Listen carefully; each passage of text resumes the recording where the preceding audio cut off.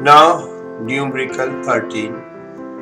Two sphere A and B charged 6.5 into 10 to the power minus 7 coulomb each, placed at a distance of 15 centimeter apart.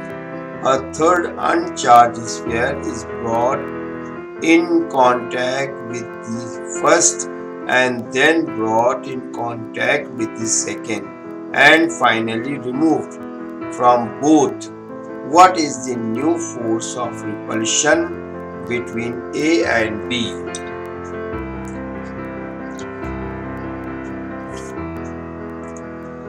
Two sphere A and B 15 centimeter apart. Q A is equal to QB is equal to 6.5 into 10 to the power minus 7 coulomb. Distance R is equal to 50 centimeter. That is equal to 0.5 meter. A third charge when same size and same material touched with A, what will happen? Equal charge. This is uncharged and this is charged. When touched with this each other, equal charge distributed. अगर ये charge नहीं है, जो ये charge है, इसको इससे touch करेंगे तो इसका आधा चार्ज इसमें चला जाएगा। इस केस में QA dash is equal to QC is equal to 6.5 into 10 to the power minus 7 C plus 0 upon 2.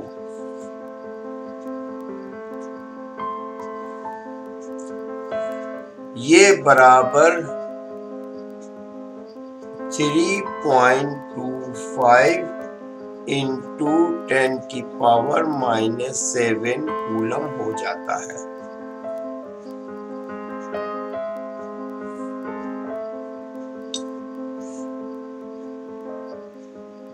दोनों पर A and C स्फीयर पर 3.25 into 10 to the power minus 7 coulomb है।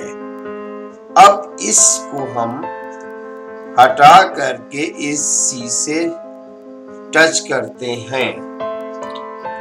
इस केस में Q डैश B जब इसको इससे हम टच करेंगे तो ये charge QC is equal to 6.5 into 10 to the power minus 7 plus 3.25 into 10 to the power minus 7 upon 2। दोनों टच करने के ऊपर इसके ऊपर charge 6.5 into 10 to the power minus 7, इस पर 3.25 into 10 to the power 7 है, minus 7 कूलम है। तो नया चार्ज जो है B के ऊपर डिस्ट्रीब्यूट हो करके 4.875 into 10 to the power minus 7 coulomb हो जाता है।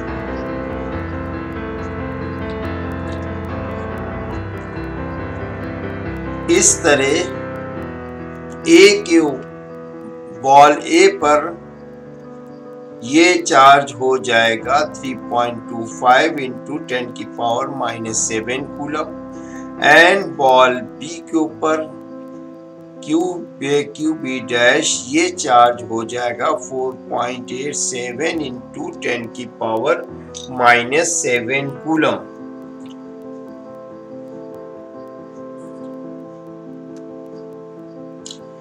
इस तरह फोर्स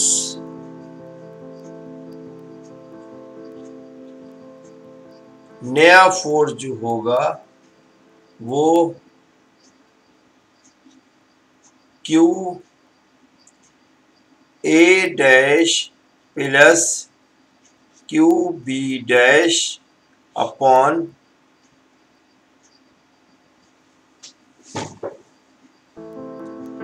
नया फोर्स जो हो जाएगा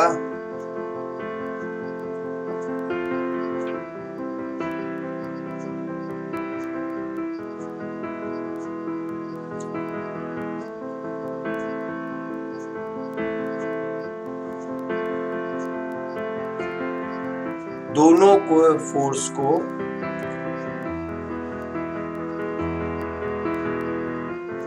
नया फोर्स जो हो जाएगा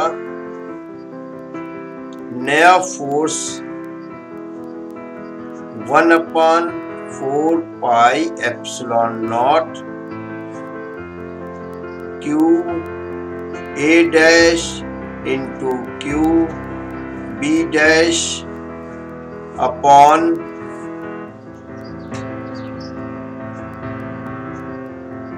(0.5 मीटर होल स्क्वायर। वैल्यू इस पर रख करके सॉल्व करने पर that is equal to F dash is equal to 9 into 10 की power 9 Q A dash 3.25 into 10 की पावर -7 एंड 4.875 इंटू 10 की पावर -7 अपॉन 0.5 होल स्क्वायर। इसको सॉल्व करने पर 5.7 इंटू 10 की पावर -3 न्यूटन फोर्स हो जाता है। ये चेंज हो करके force now this new force will be this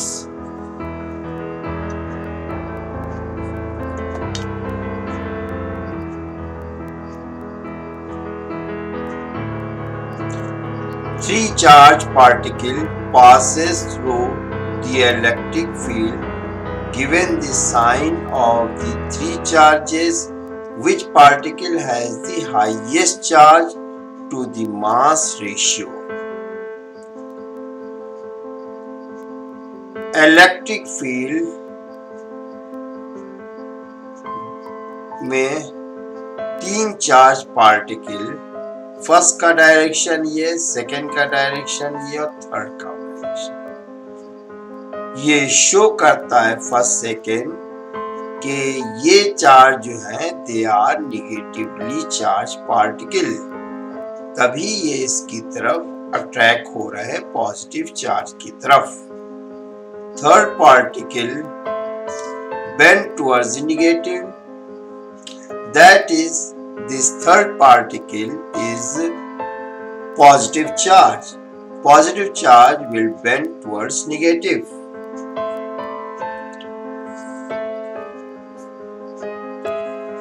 यहाँ पर इससे ये क्लियर हो गया है तीसरा पार्टिकल पॉजिटिव है और फर्स्ट सेकेंड पार्ट निगेटिव है।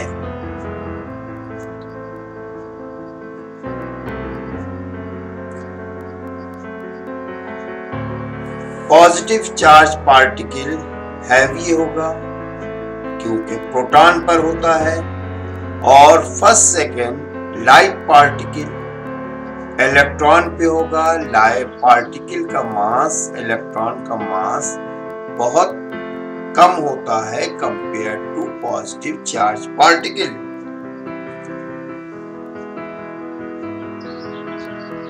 Y is equal to ut plus half a t square। Initial velocity इसकी 0 है, तो y is equal to half a t square।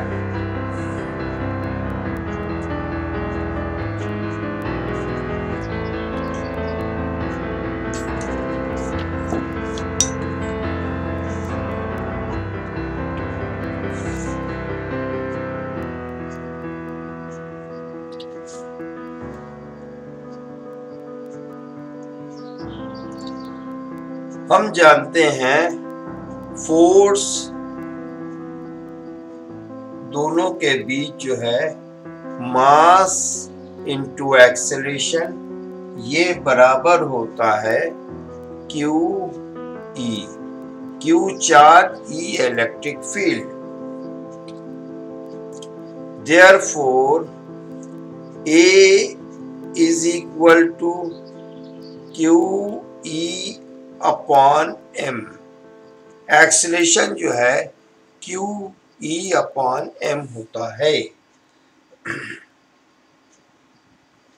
ये वैल्यू एक्सेलरेशन इसमें रखने पर y is equal to half Q E upon M T square.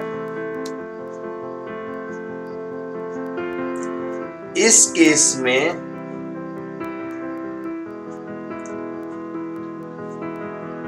Q E upon 2 twice M T square time.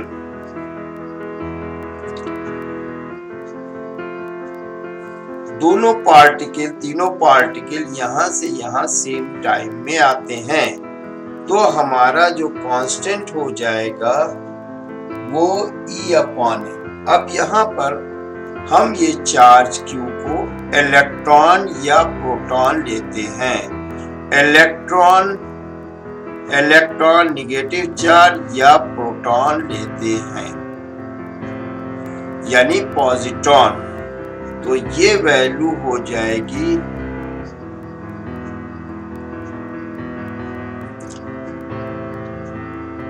y is equal to E upon 2m t square।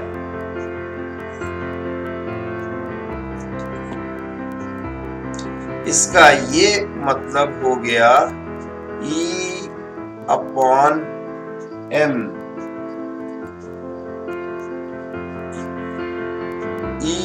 Upon m electric field constant है, time constant है, directly proportional to the displacement. जब ये particle इधर से bend होगा तो ये y displacement चलेगा। ये पार्टिकल इधर बेंड होगा तब भी y डिस्प्लेसमेंट चलेगा।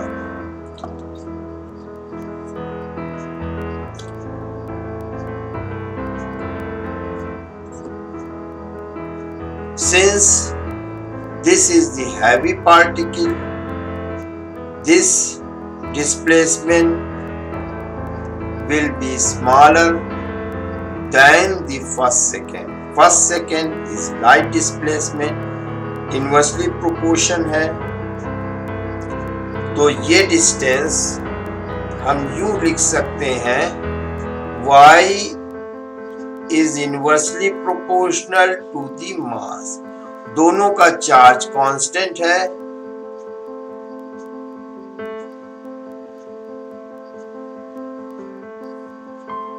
मास जिसका ज्यादा होगा वो कम बेंड करेगा, मास जिसका कम होगा वो ज्यादा बेंड करेगा। ये हमारा थर्ड पार्टिकल पॉजिटिव चार्ज है, यानी प्रोटॉन है। इस पर चार्ज ज़्यादा है, इसका मास ज़्यादा है, तो ये कम बेंड होगा, यानी वाई डिस्प्लेसमेंट कम होगा। कंपेयर टू 1 2, ये निगेटिव चार्ज पार्टिकल है और इनका मास बहुत कम है, तो ये ज़्यादा बेंड होंगे। अंडरस्टैंड?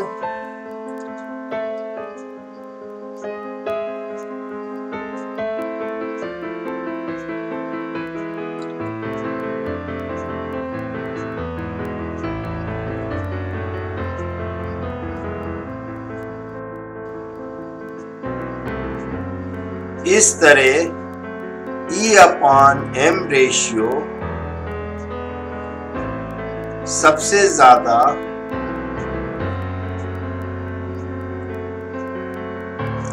थर्ड का होगा।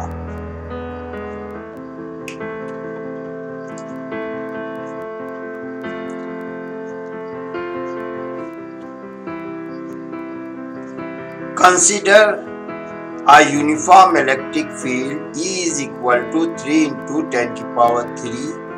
I means x direction, Newton per coulomb. First case, what is the flux of this field through a square of 10 centimeter on a side whose plane is parallel to the YZ plane?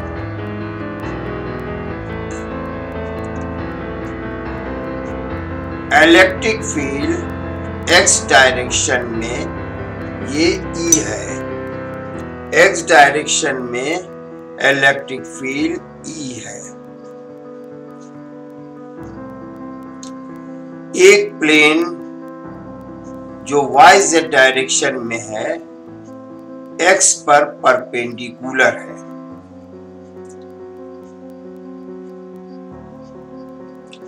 Now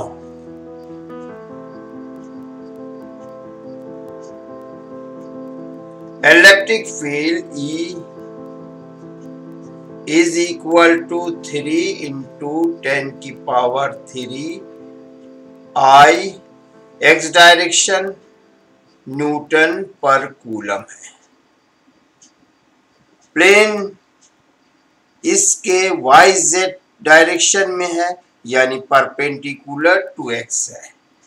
अब इसके बीच का ये plane है, 10 centimetre है, तो delta S जो हो जाएगा, यानी एरिया जो हो जाएगा वो 10 सेंटीमीटर का होल स्क्वायर। इसको मीटर में हम कन्वर्ट कर लेंगे, 0.1 मीटर का स्क्वायर हो जाएगा, 0.1 मीटर का होल स्क्वायर होगा। ये बराबर हो जाएगा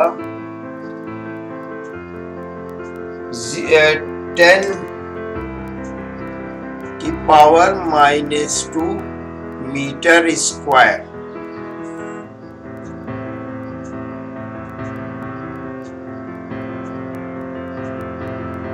फ्लक्स का formula electric field dot delta S, electric field dot delta x होता है। डॉट प्रोडक्ट है, इसको E delta S into cos theta angle. First case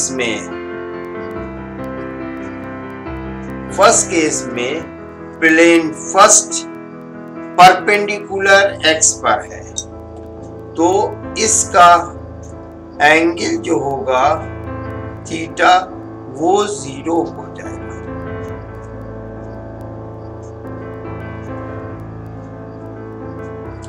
तो फ्लक्स जो हो जाएगा इलेक्ट्रिक फील्ड 10 की पावर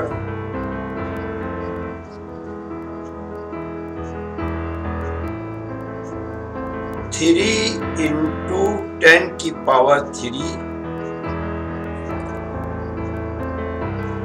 और एरिया जो हो जाएगा 10 की पावर -2 मीटर स्क्वायर।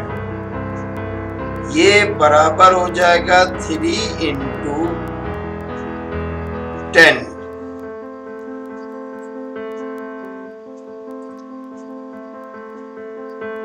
तो फ्लक्स हो जाएगा 30। फ्लक्स जो हो जाएगा 30 न्यूटन मीटर स्क्वायर पर कूलम।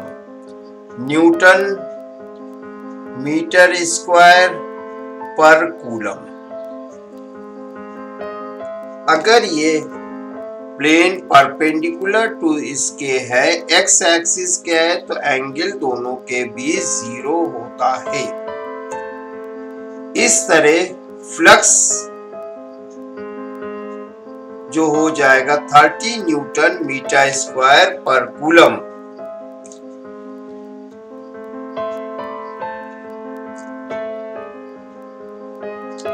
सेकेंड केस में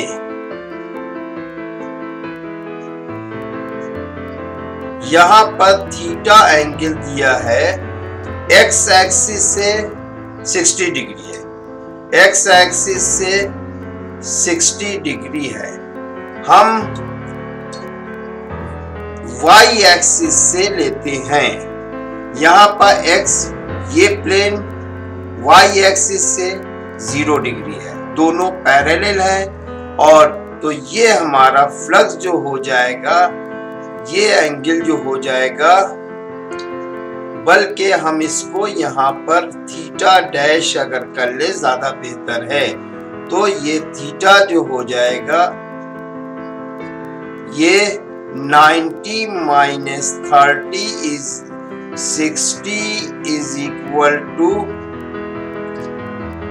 30 डिग्री हो जाएगा। हम वर्टिकल से लेंगे, 60 डिग्री ये एक्स एक्सिस से है, तो वर्टिकल से 90 माइनस 60 30 डिग्री हो जाएगा।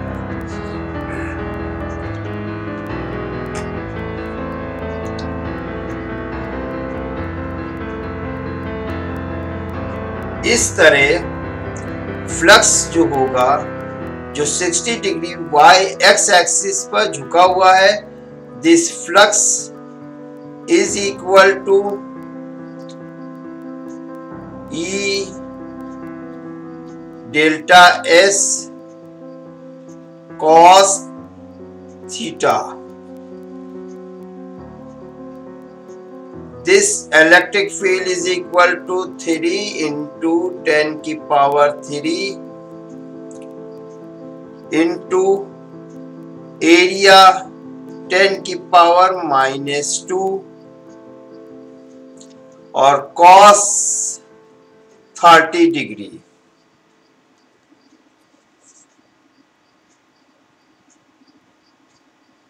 cos 60 cos 30 is equal to √3/2।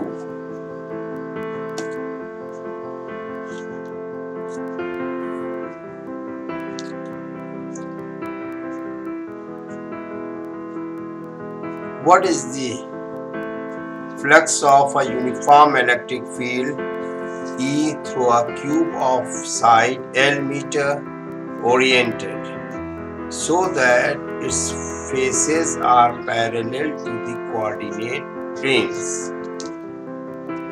इस क्वेश्चन में ये क्यूब है जिसकी साइड L है।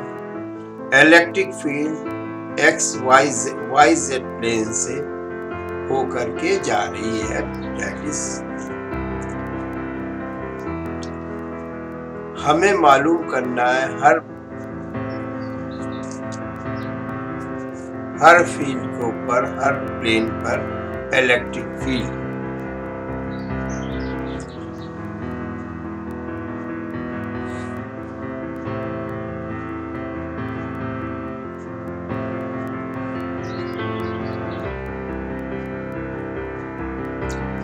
uniform electric field,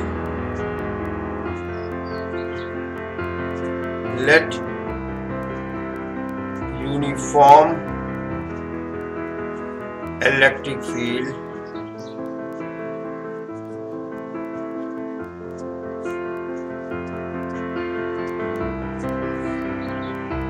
be E.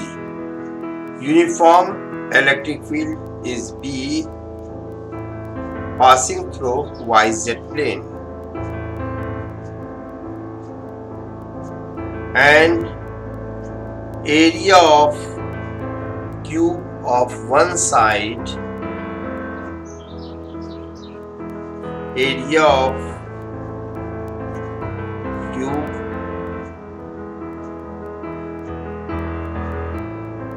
of one side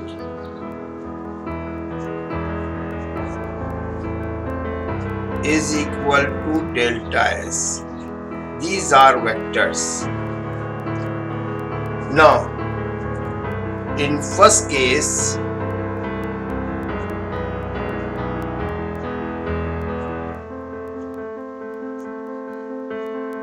for XY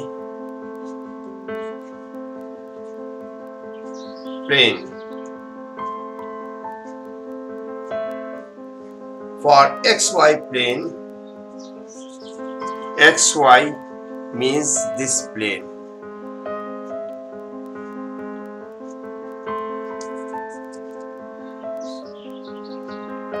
Is a parallel to XY plane, then it must lie on Z axis.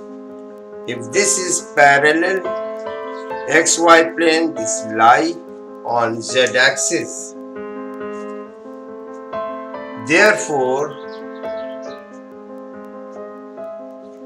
flux 1 is equal to E dot delta S1.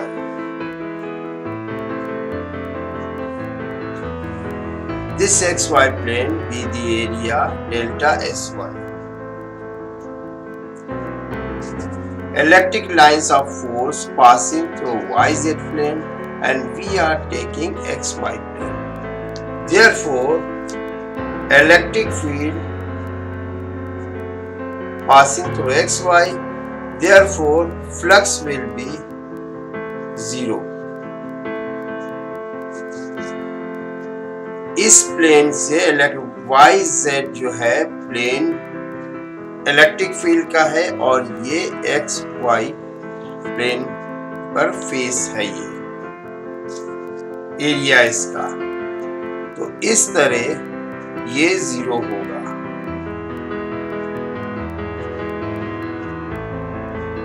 Second case में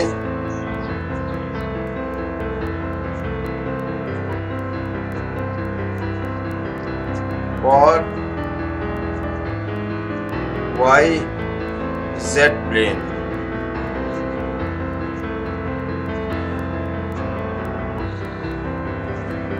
for YZ plane,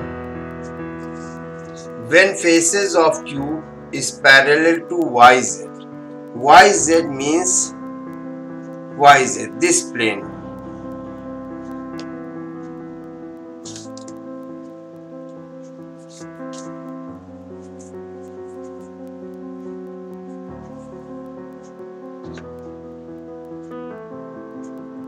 Then flux is equal to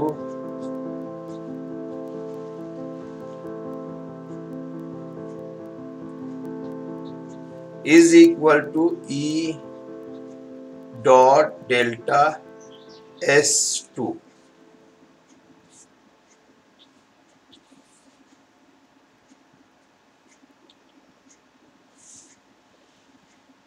In third case, for ZX plane,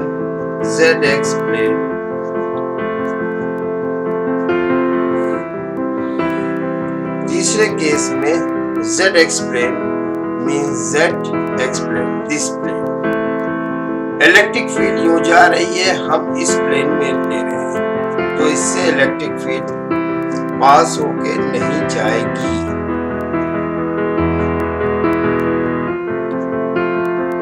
flux E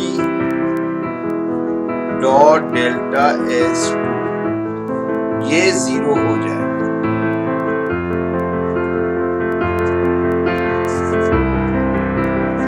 इसका direction XY plane है और electric field इस direction में तरफ, इस plane से electric field पास नहीं होगी। Therefore, flux will be 0. In each plane, there is a set of two faces of the tube. Electric field enters through one face and an equal amount of electric flux comes out from the other field. अगर यहाँ से एक phase से electric field निकलेगी तो दूसरी के opposite दूसरे फेज से पास हो जाएगी। Therefore, यहाँ पर फ्लक्स 0 हो जाएगा। दोनों केस में ये फ्लक्स 0 हो जाएगा। इस सेकंड केस में फ्लक्स एक साइड से पॉजिटिव होगा, दूसरे साइड से निगेटिव होगा, तो पॉजिटिव निगेटिव 0 हो जाएगा। Therefore, नेट फ्लक्स जो है, net flux is equal to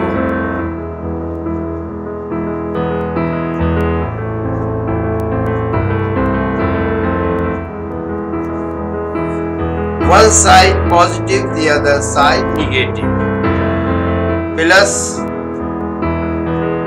flux 2 minus flux 2, one side positive, the other side negative. Similarly, in third case, तीसरे केस में flux 3 minus this, तो नेट फ्लक्स जो है ये 0 हो जाएगा।